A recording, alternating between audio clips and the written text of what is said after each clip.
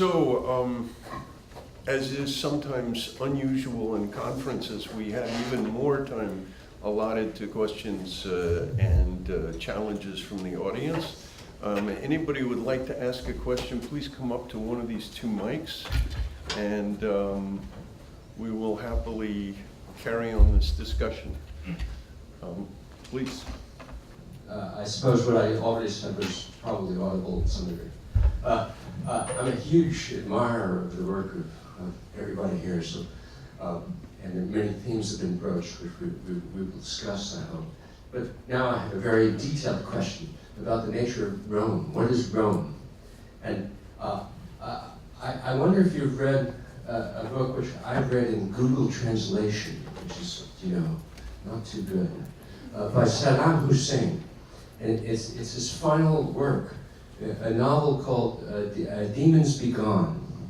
And in this final work, which he is said to have written very early in 2003, just as the invasion was imminent, was about to descend, his final work is a novel, and it's a Quranic novel, in which there's a Saddam-like hero. And at the very end of the novel, the hero is waging a war against Rome. And at the very end of the novel, you can see that he's achieving a victory against Rome. And Rome is being destroyed. And in the distance, you see the destruction of Rome, which is illustrated by an image of two towers burning. Now, I took this through my reading of the Google translation to be a reference to 9/11 and New York. So I had the impression that Saddam was picturing Rome as the United States, which led me to think that maybe it wasn't necessarily literally New York and the United States, but it was an image of the kind of Western-dominated modernity that he was opposed to. So I have a specific question about this and a general question about the same thing. The specific question is what do you make of this? But the general question is to all of you really, which is this: the apocalyptic ideas that you were describing, are they confined merely to the IS, or do they bleed outward into other groups, including even the Ba'ath Party? So I'm not familiar with that text, and I would suggest that this might be the final act of torture of Saddam Hussein, was to get you to read his novel in Google Translate years after his death.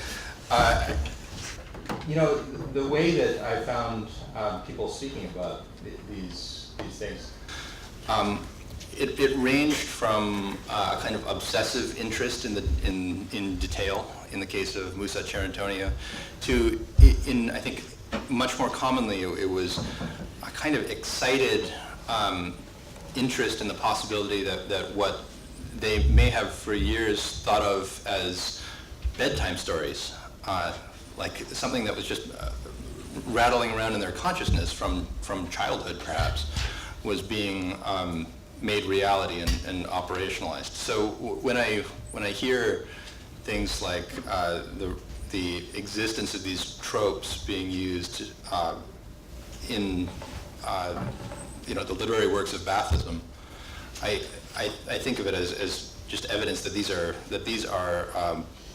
part of the kind of imaginative mental landscape of a large number of people. That's, again, though, pretty distinct from what I found in the case of the most committed kind of fringe intellectuals of this group, who seem to want to take it seriously to the point of pedantic scholarship, which is what you'll find if you read Cerentonia's pamphlet on Rome. It's whether it stands up as scholarship in the field of Islamic studies, or whether it's just his own really deeply curious attempt to make a literalist reading of these texts, I don't know. But it does, I think, reflect the gradations of interest that you find and the prevalence of the ideas at some level in a lot of different venues. Yeah, I'd like to add to that. I mean, Can you tap your mic? it's working. I'd like to add to that at least in terms of my definitions, you don't have to believe in sort of the specific apocalyptic prophecies. I think one of the important things to pay attention to is what you call the sense of excitement, that now is the time. And it's not necessarily the time for the Last Judgment or the end of the world, although I think the Mahdi does play a role in this, but the sense that this is the hour in which this version of Islam will finally be triumphant. And so, which is this millennial vision of global conquest. Again, I think it's important not to confine the discussion merely to people who specifically cite explicit apocalyptic prophecies, but people who traffic in this sense of real excitement that can be electrifying. And I'm sorry that Stephen O'Leary isn't here, but his book on apocalyptic rhetoric argues that, it's the hardest rhetoric to get people to adopt, but once you draw them in, it's the most powerful rhetoric imaginable. One final thought, and that is that in the Arab world, as in the United States, beliefs that the Savior is going to come back within the person's lifetime are pretty widespread. If you look at the Pew polling, I think it's something like 40-something% in the U.S. think Jesus is going to come back. 42, Tim says. Good. Tim's got a great head for numbers. And in the Arab world, and it was bigger before 2000. In the Arab world, it's some 50-something%. So I think there is a general feeling that the world is in turmoil, and that only the coming of a savior can explain it. On the Saddam question, I don't. What's interesting about the Saddam regime is we have a lot of the internal papers, and so particularly minutes from the meeting he would have with senior Ba'ath Party officials. So you can get a sense for his views on religion. And what's fascinating is that, particularly in the 90s, when he initiated the Faith campaign to co-opt Islamism from the Islamists, he recognizes in his private deliberations the political utility of religion. But I have not seen anything specific in those deliberations about the apocalyptic literature.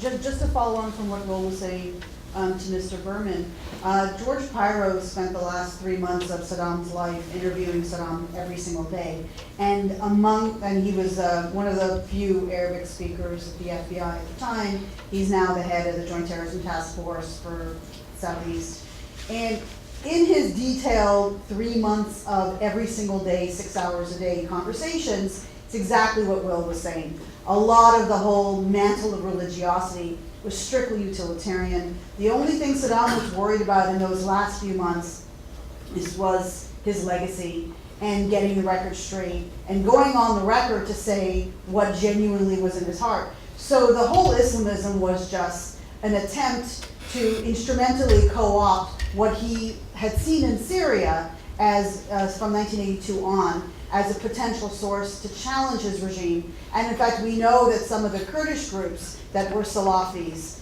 technically were getting into bed with groups affiliated with Al-Qaeda and so on. So that is genuinely, he himself didn't believe any of this. Like, he was, in his heart and soul, an Arab socialist, and socialism for them, religion was the opiate of the people. But he was clever, and he was also, up until he died, a survivor.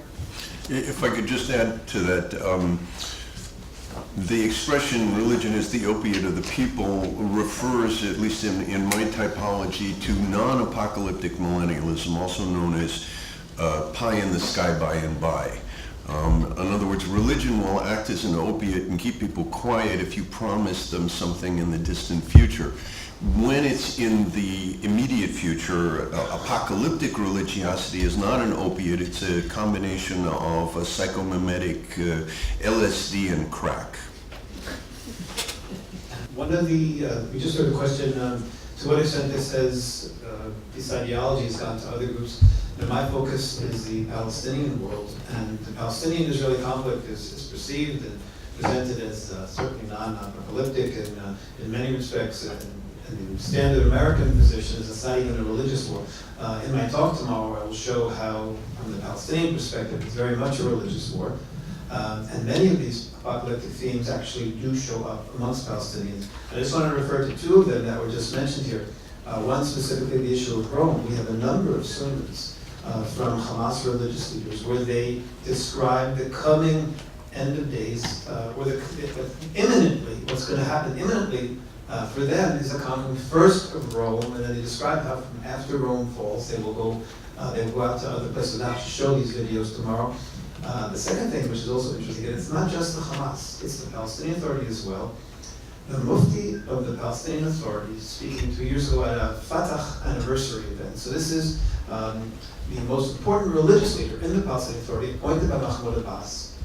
And in his talk, he quoted the hadith about the hour of resurrection will come until Muslims fight the Jews until then. And then he ends that the Jews, except for the Gahar tree, and then he says, that's why you see the Israelis planting the Gahar tree today around all their colonies and settlements, because that they believe is going to protect them. So here you have not the Jews doing it, but the most important religious leader telling his people, telling Palestinians, that the Jews are doing it, trying to tell them actually the Jews know their end is coming soon, and they're trying to delay it by planting these trees. And this, significantly again, is Fatah, this is Hamas. I have a couple of responses to what you were saying. First of all, in support of what Mia was saying, as we know, the secular ideologies in the Muslim world lost their juice very significantly in the 90s and in the aughts. And I mean, Baathism, Nasserism, and so forth and so on. And so therefore, what happened was that a lot of these people who were secularists began to adopt Islamic tropes and Islamic themes to try to buttress their legitimacy. And that's what we had in the case of Saddam. There's also a case in Turkey, the neo-fascist pan-Turkish party, the Milliyetçi Hareket Partisi, the Nationalist Action Party, began to add Allahu Akbar to its banner, which was a gray wolf banner, which is the pan-Turkish banner, as a way of trying to co-opt support from Islamist groups, which were even then rising in Turkey. And so you had this phenomenon of secularists trying to buttress their Islamic legitimacy by adopting these things. That gets me to the Turkey issue that I wanted to raise. I found it extraordinary, Graeme, that you were talking about this individual, Charantonio, interpreting the room as essentially what he called Kemalist Turkey. I mean, apparently he's unaware of the fact that the Islamists have been running Turkey for the last several years and have engaged in Islamization of Turkey, re-Islamization of Turkey, and have basically destroyed the Kemalist opposition by, for example, firing secular professors in the schools, created a whole network of Islamic schools, destroying the opposition in the higher ranks of the officer corps, by trying them for waging a dirty war against the Kurds and so forth and so on. So it just strikes me as incredible that this fellow is interpreting Islamist-run Turkey as somehow a room, especially since, as we know, the Turkish regime is providing active support to jihadist groups fighting against Assad. And it has not really helped, even though it's nominally part of the coalition against ISIS, hasn't done a damn thing really to help us fighting against ISIS. So to me, that's just a kind of extraordinary interpretation that Charantonio has in this situation. Last, I just want to say about the room. I think that the way in which this is interpreted is sort of, it can obviously shift, and it has shifted. I mean, it doesn't refer so much to the Byzantine Empire anymore, or to even the city of Rome, but I mean, it refers to Christendom for a while, or to the West in general. I think at large, the West in general, the term Rome, used by many of the Islamists, has this that tends to have that connotation. I mean, even Yusuf al-Qaradawi, the Muslim Brotherhood, spiritual leader, has talked about conquering Rome and so on. identifying it essentially as the West, and so forth and so on. So anyway, I think the Charentonio interpretation of Rome is a rather idiosyncratic one. That's the only point I make. So I'll first say that Charentonio also believes his interpretation is an idiosyncratic one. But he also, he takes up every point that you raise. First of all, he's well aware of the Islamist rise in Turkey, and he thinks it's not real. He thinks that when Erdogan claims to be an Islamist, he's lying. He says that look, Erdogan, like every previous Turkish leader before him in the time of the Turkish Republic, has said that there's a source of law other than God's law, and that's all it takes to not only not be an authentic Islamist leader, but not to be a Muslim. He considers Erdogan, Davutoglu, every major member of the AKP to be an apostate. He's also aware of the cooperation of Turkey in opposing Kurdish groups, and it's a measure of the level of particularity that he engages in his description of Rome as Turkey, that he looks at these things and he says, do we identify Rome as Christendom? Well, we've got these references to Rome in the Hadith that are clearly distinct from a religious identification of Rome with Christianity or with others. And what could the prophet have meant if he was talking about Rome and the Christians as distinct groups? So he's really looking at the text in a close way. He's also looking at the politics in a close way by pointing out that Rome will have shared enemies with the Muslims. So he says, there you go, that's the Kurds right there. So step by step, he'll take those arguments seriously, and you can check out his pamphlet for the details. I think one of the interesting things here in speaking about Turkey is that I referred earlier to the fact that apocalyptic disappointment can lead to a kind of trip switch in which you go from active to passive, or in the case of, for instance, the Baha'i, you can go from passive to active, and in the case of the Baha'i, from active to passive. So also between religious and secular, there are rumors in Turkey that Ataturk was himself a dolme, which is the descendants of Shabtai Tzvi. A lot of people went from a religious form of apocalyptic expectation into communism in the late 19th and 20th centuries and so on. So over generations, you can see a shift from sort of what the soft apocalypticism that I'm talking about, which is the belief that now we have the formula in which we will succeed, going from a religious to a secular, and then from a secular to a religious. So I think that some of what seems like really bizarre calculations or concerns actually focus on some pretty crucial transitions in thinking. I remember at one of the early conferences in the Center for Millennial Studies, somebody gave a very interesting paper about the term Antichrist and how it was a sort of placeholder for whoever you wanted to identify it with, and went through, it was a very sophisticated talk, and at the end somebody raised his hand and said, so who is the Antichrist? And ironically, there's this bizarre combination in which, on the one hand, it's literal in the sense that the interpretation of the Antichrist, actually the better term, which is the term that the early church uses in these matters, is it's a carnal interpretation, which is to say you identify a particular person.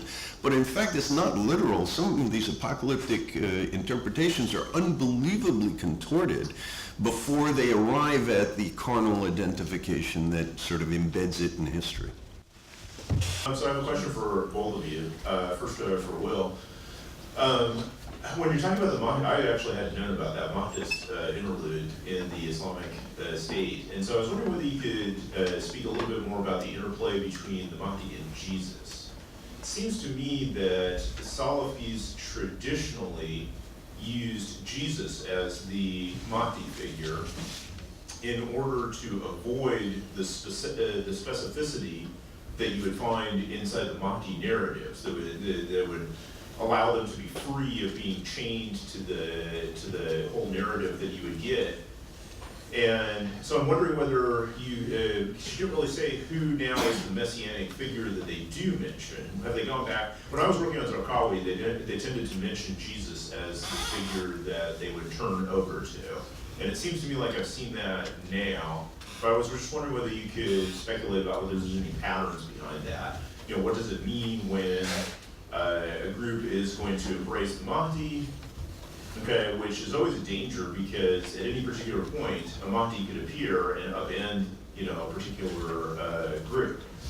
So, yeah, and then my question for Graeme, this is kind of building off what we were talking about yesterday, is there's a lot of traditions that are anti-Turk inside the material, not just in Nuaym, but in actually in the canonical materials. And so if you're going to be a Zahiri, and you're going to go with a literalist interpretation of things and go with the Rum equals Turkish Republic, what are you supposed to do with all those anti-Turkish materials that actually mention the word Turk inside of them?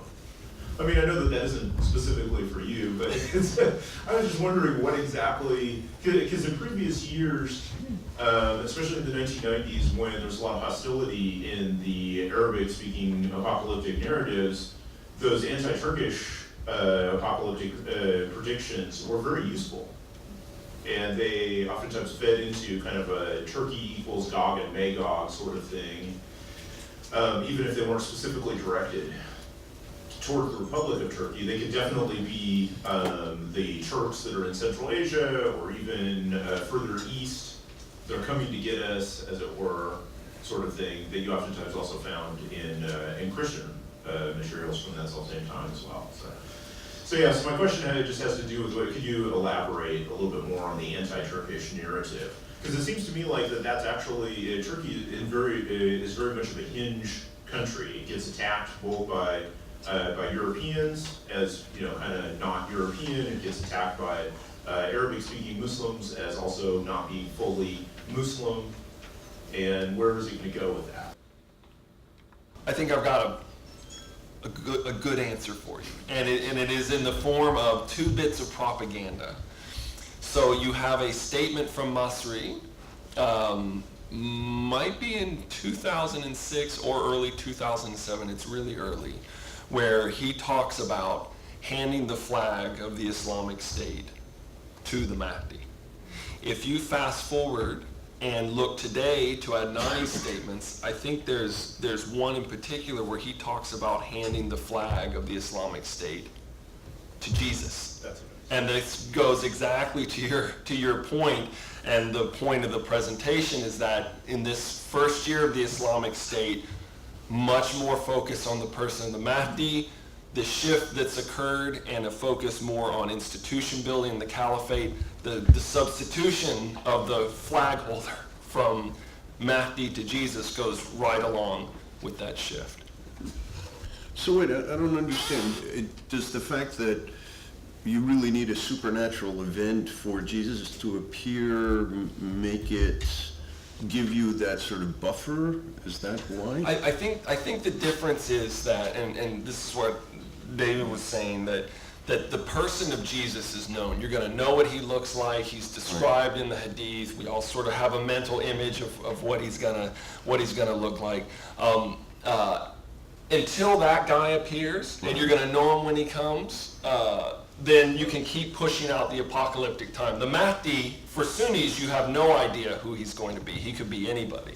Yeah, I would add to that, actually, the personality of Jesus and starting to re-emphasize Jesus also helps you when you're starting to actually combat Christians.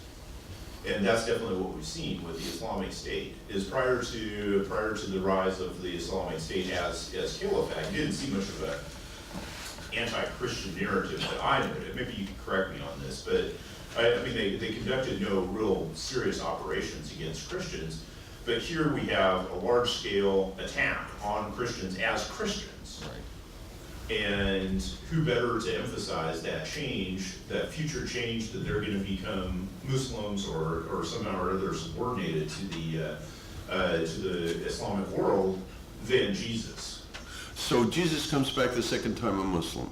Yeah. When Jesus returns, he's a Muslim. Yeah. He was always So, No, he isn't always a Muslim. He's somebody who's in accord with Islam.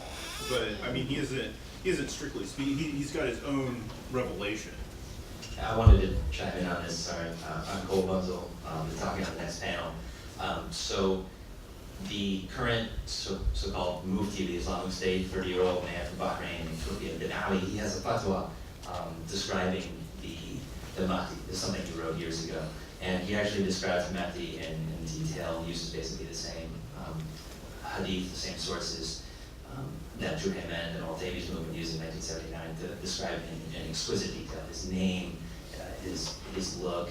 So I think that even though there is this kind of change in focus to Jesus as the one that the flag will be handed to and not the Mahdi, and that is significant, none of these groups, because they adhere to Salafi theology, none of them can deny that there will be a Mahdi and that the Mahdi precedes Jesus. Yeah, so they have to have the Mahdi, that's in the order.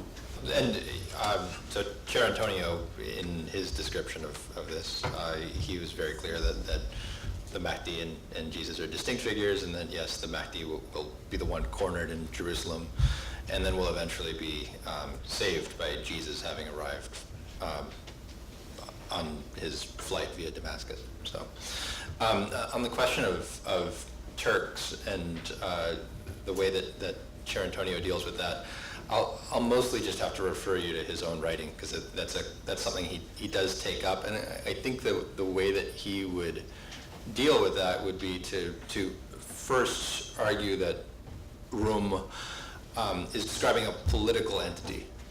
So it's incidental that the Republic of Turkey is populated by Turks.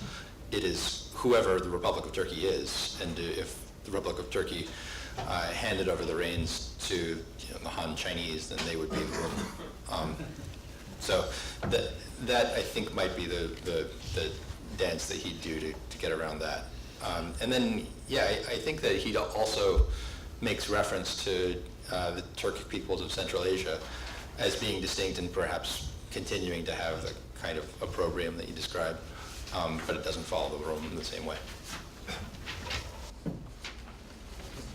I have a comment, but as a quick note on this whole Rome thing, I think it would be a really cool project if anybody's got like a doctoral candidate who's looking for some sort of a project. It would be cool to think about the way that Rome had changed as a signifier in rabbinic discourse, right? When the shift from pagan Rome to Christian Rome, there are these code names like Edom becomes Rome, and the way that this works in Jewish tradition over more than 1,000 years. It'd be interesting to see how that works in terms of the evolution of discourse, and then think about what these guys are doing, right? And of course, that's the comparison with Jewish tradition would be something they would not appreciate, which would be hilarious, right?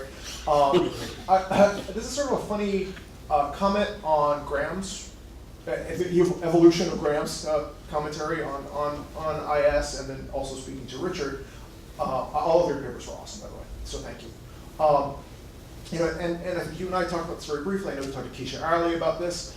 A lot of the, I think, objections to your piece, of course, came from like the Haikal element, right? Like Bernie Haikal and the way that he characterized IS and the way that that relates to sort of generalizations about Islam, right?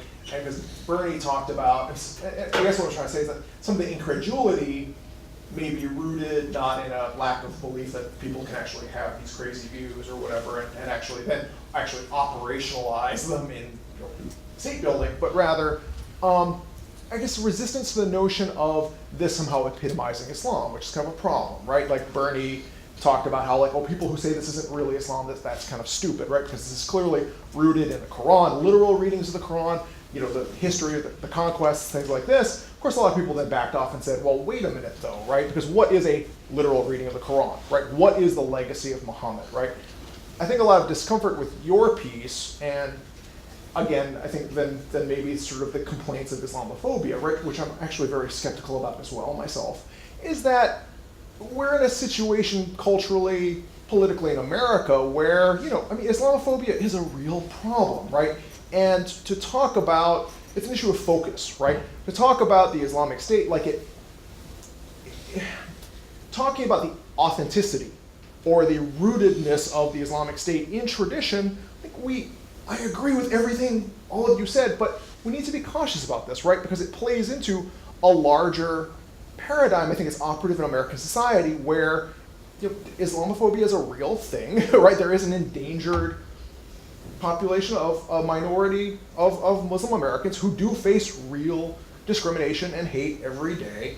And I think a lot of the discourse about the Islamic State confirms for a lot of Americans this is real Islam. See, we told you, right? They are subversive. This is lurking in their tradition, and it's waiting to kind of spring out and be the monster emerges, and then you have the Islamic State, right? And I guess what I'm uncomfortable with is this recurring emphasis on the literal or the true or the historical, because as we all know, and I mean, there are people in this room who can speak to this better than me. There's Stephen Cook, what's up?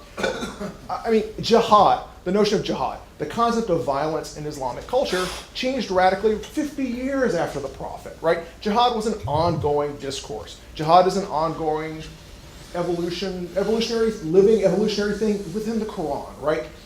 I guess what, Richard, your complaint about Islamophobia kind of shutting down open discourse about this stuff, I don't know. I think I know a lot of people who are a little anxious or concerned to be talking about this stuff or putting so much emphasis on this stuff because it kind of plays into the IS narrative of we are real Islam, right? We are the true believers, right? Literally, we are really the believers that the Quran is talking about, right?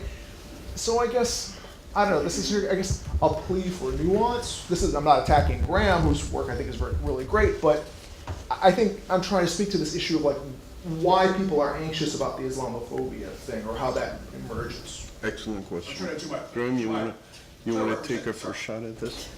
I'll just sit down, shut. That's right.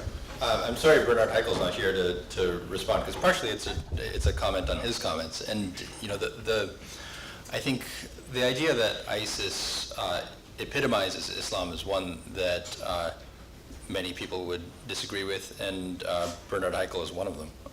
The idea that ISIS is Islamic is something that his comments are clearly arguing in favor of. The idea that there aren't other ways to be Islamic, and that that ISIS is the only way to be Islamic is simply not what he said in the article. And it's true that many people have taken his comments to mean that, but that is not what it actually says. As for the idea that literalism means you have to be ISIS, is one that's actually demonstrated to be false in the article itself. You know, there's a long section in the article takes place in Philadelphia. Those of you who got to word 8,500 out of 10,000 will remember this. And it's describing a Salafi who has a small mosque in Philadelphia and who, you know, if there's a good Muslim, to use the good Muslim, bad Muslim binary that's so popular now, in this piece, it's that guy. His view is not moderate. I would call it pretty extreme as well.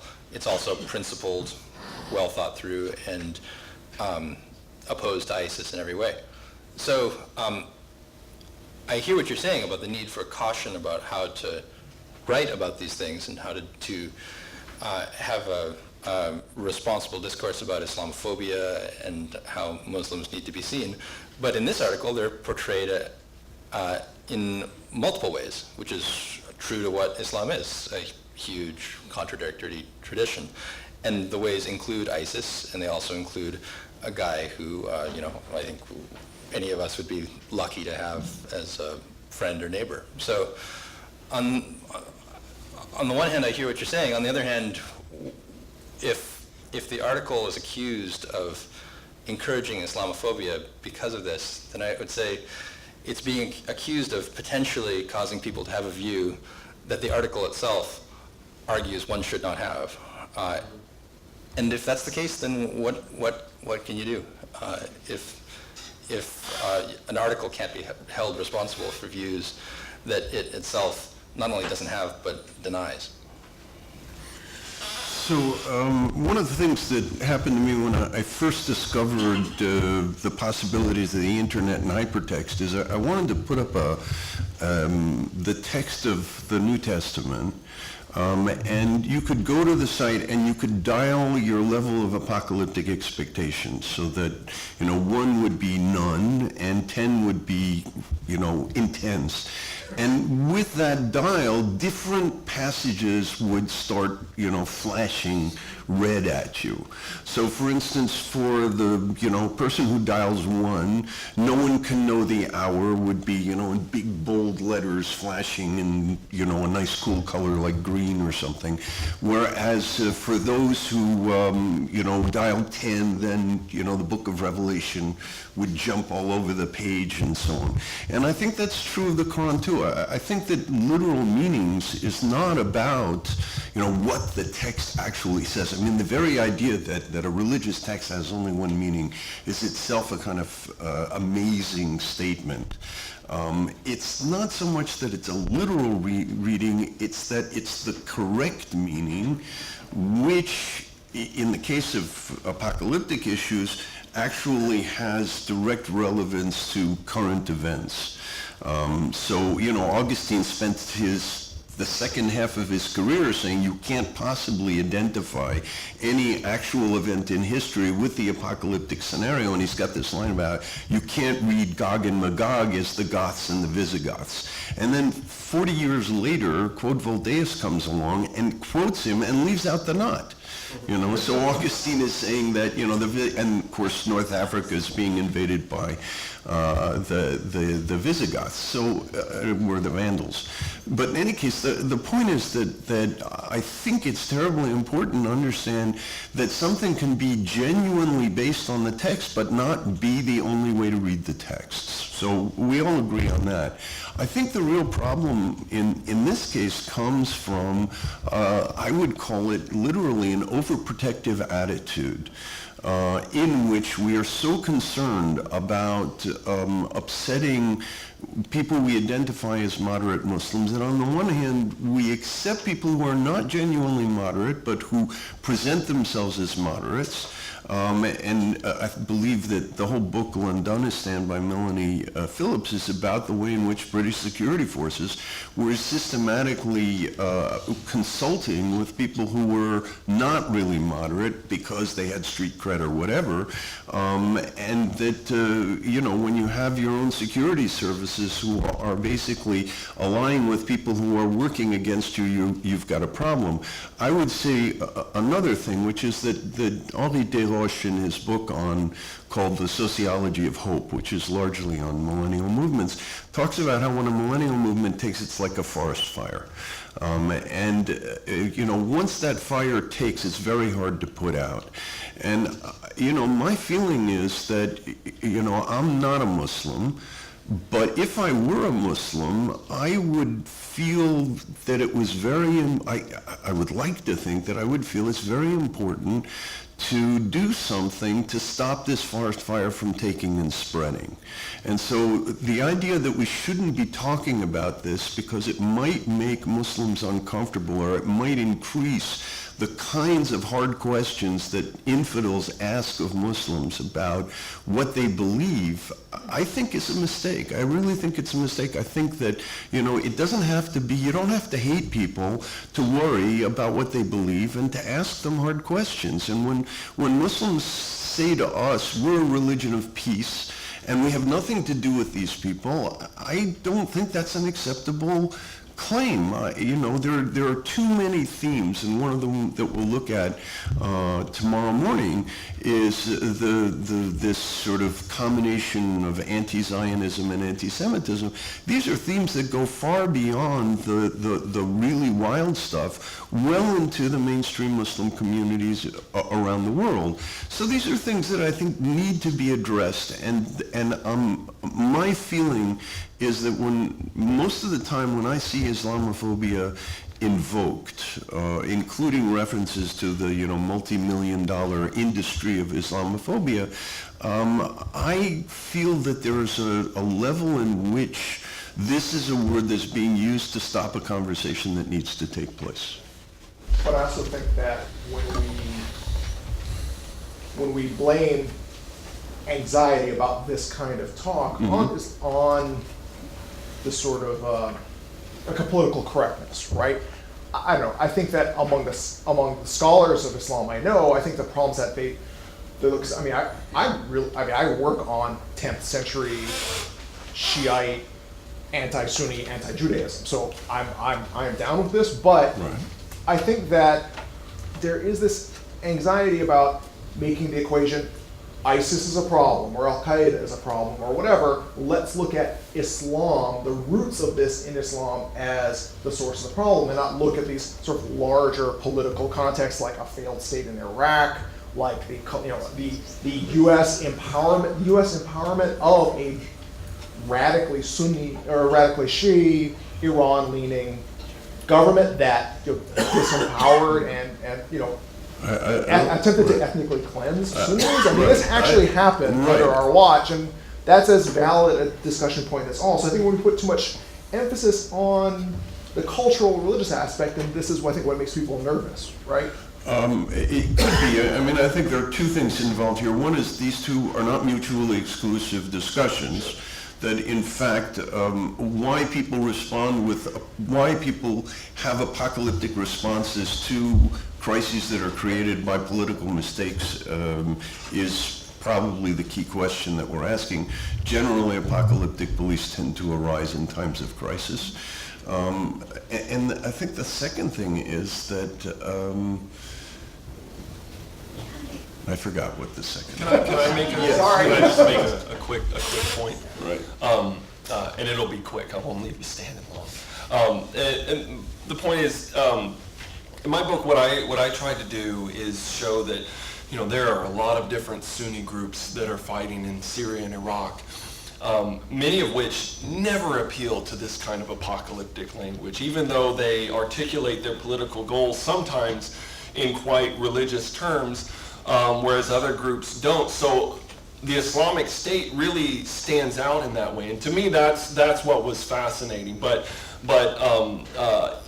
you could see the contrast when you open the aperture a little bit and look at it in comparison with the other groups, even in comparison with Nusra, which used to be the branch of the Islamic State.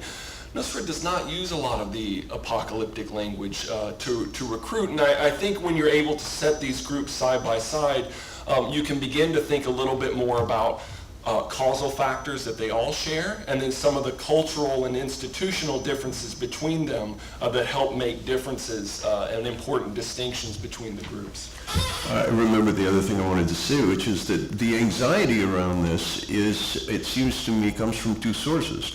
One is a genuine concern that, decent Muslim citizens in the West should not be subject to a sort of spillover of hostility that comes from paying attention to these kinds of things.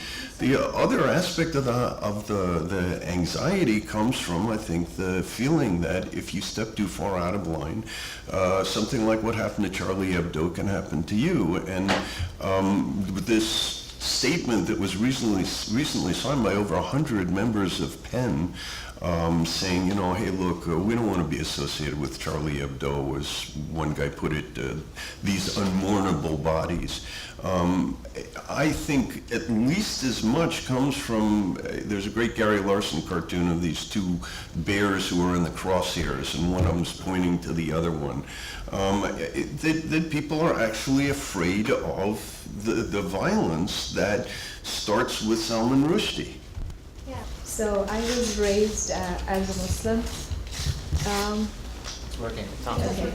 So I don't know whether I was raised a fundamentalist Muslim or a moderate Muslim, but whatever ISIS is doing, I completely understood their narrative immediately. And people like you, I was a fellow at Boston University, a postdoctorate, and my biggest problem was that people are so scared to discuss Islam.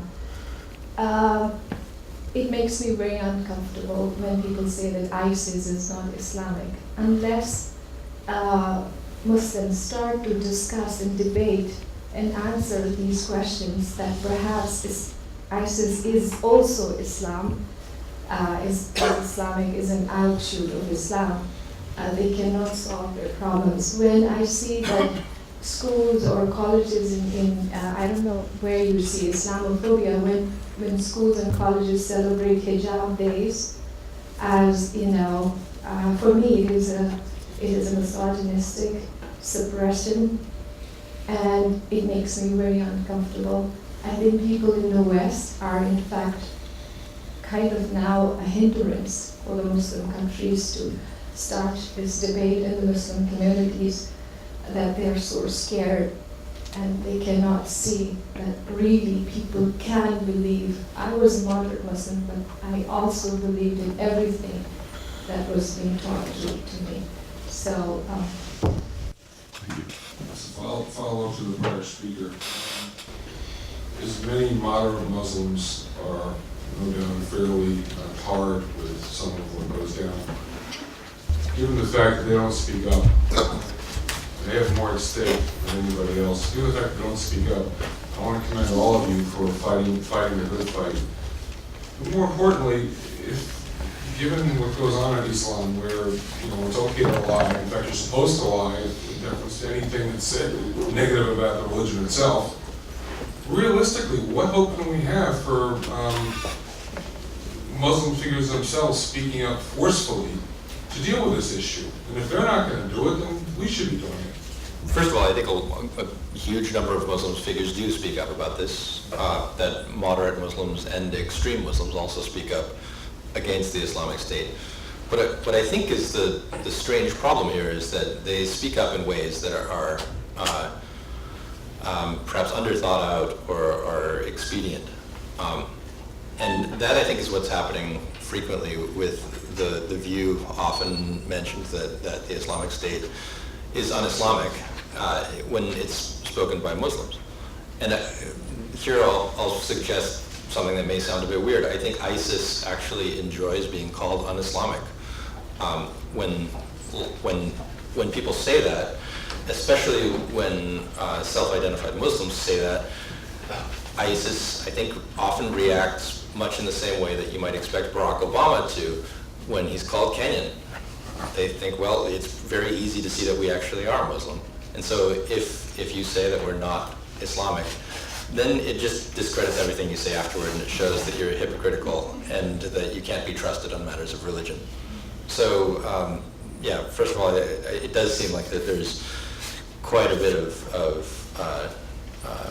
quite a large voice opposing the Islamic State from within the Muslim world. But there are surprising dynamics at play in the way that opposition is voiced. Wait, I have a quick question for Will. Oh, Will? I have an apocalyptic question. So hopefully this will be very quick. But so you talked about how adaptive ISIS is when they switched from sort of the individual to the office of the caliphate. I was wondering in your work, or all of your works, if you've seen aspects of their apocalyptic ideology that is not as malleable and would sort of be a little more resistant to actual changes on the ground. So, for example, if ISIS lost a lot of territory or lost control of all of its territory, would that fatally undercut their apocalyptic ideology, or no? I don't think so. Richard, I'm sure, has many historical examples of groups playing this kind of jazz and modifying it. But I would note that if you look at this instance of Dabiq, right, this control of this piece of territory where they think the final battle is going to happen, they didn't really start talking it up until a few months before they took Dabiq. Now, you could say that they're doing it cynically, or you could just say that, they finally had a chance and they wanted to highlight the reason that they were going to expend resources to take this land. But it's a malleable part of their apocalypticism that they had not really emphasized before. And I'm sure if the state shrinks or collapses, for many of their followers, they will find a way to explain their way around it. Yeah, I would say that one of the aspects of Thank this... you very much, by the way. Cole's got to catch a flight. One of the aspects of this that is important to understand is that by and large the jazz that groups play with apocalyptic discourse is based on what they think will most likely turn people on. So if they think that talking about their apocalyptic beliefs is not going to be successful, and in the early stages, by and large, it's not. In the early stages of any apocalyptic movement, you have to get into the inner circle before they'll tell you the things that move them the most. But then as they enter the public sphere and as they're trying to recruit and as they're trying to sort of build up momentum, they will switch to the stuff that they think will appeal as far and wide as possible. Doesn't mean that it's the stuff that does appeal, it's the stuff they think will appeal. Yeah. I'm working myself up to some kind of a general point about millenarianism as a psychological phenomenon. I'll take a first stab with a question for you, Richard. Your initial point about toxic disappointment. Right. You have these outrageous hopes which wind up as this outraged disappointment. Nice. Is that the disappointment of just being wrong? We were wrong. I mean, Freud used to harp on this notion, probably one of his best ideas, is that the repressed always finds a way to return. Right. You're always trying to keep it down, but it always comes back up, and is this the outrage of the failures, like we were wrong. We cannot be wrong because the whole point was about being right in the first place. Absolutely, and that's where Festinger comes up with this notion of cognitive dissonance, which is when you join an apocalyptic group, you literally burn your bridges. You're out there, you're making public statements, people think you're a fool. You know that they're going to get it in the neck. And the irony of almost all apocalyptic movements is that they start out with this very powerful sense of community amongst the believers, in this belief that very soon the whole world order is going to be turned upside down. The last will be first, the first will be last. You make, in the case of the Xhosa in South Africa, who were killing their cattle in the hope that the ancestors would return, they literally would say things to the British imperial government officials that made it clear how hostile they were to them. They would never do that before, and now, but with this belief behind them, they were ready to tell the British how much they hated them and how they were going to get it in the neck. And the irony of all these movements is that the catastrophe that they see coming to their enemies comes to them. And it's a terrifying thing to recognize. And if you've got enough power to lash out, as your formula nicely puts it, the outraged hope, disappointed becomes outrage. Tim, and then we have to stop. I'll say two quick things. I know everyone's hungry. About Quranic literalism, I just want to make the point that a lot of people here know, but some may not, that a great deal of Islamic eschatology, of course, does not come from the Quran. In fact, one could probably argue most of it comes from the Hadith, so David may throw something at me. But Salafis that are Quranic literalists can sometimes dispense with a lot of this eschatology. So it's kind of an interesting discussion. The other thing I wanted to ask, I was going to try to get Will on this, but too late. And this is a paper that Richard had asked me to do here, but I switched up on him and did the Ottomans. But keep in mind, there are Mahdist movements, there are Messianic apocalyptic movements in Islam that are not violent. And two prominent ones today are, I mean, they're a bit weird, but Fethullah Gulen's people are clearly, in some ways, millennial, following Said Nursi. And then a guy that's more off the reservation, Adnan Oktar, who probably does think he's the Mahdi. It has many groupies, many very attractive Turkish women groupies in Istanbul, which means it's good to be Mahdi, right? But I was thinking, I just want to ask, and maybe Graeme could address this quickly. This whole idea, this trope, this sort of anti-Turkish trope that you get from these guys, could some of it be because, they may be aware of these kind of weird non-jihadist millennial movements in Turkey and they don't like them, so. If they are aware, they don't like them. Beyond that, I don't know. I've never heard them mentioned. I mean, they don't have to go that far to find a group they don't like. But if they do, then they don't like them.